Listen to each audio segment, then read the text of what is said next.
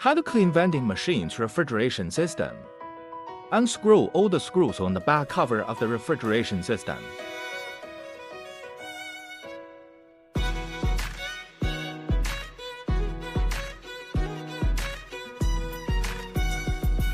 Open the door of the back cover.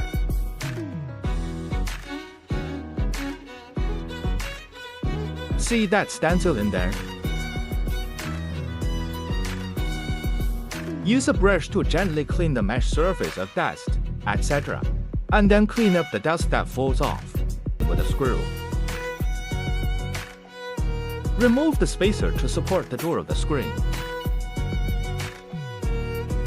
See the stencil on the right? Use a brush to gently brush off the dust. Then use a hairdryer to clean up any dust that falls out.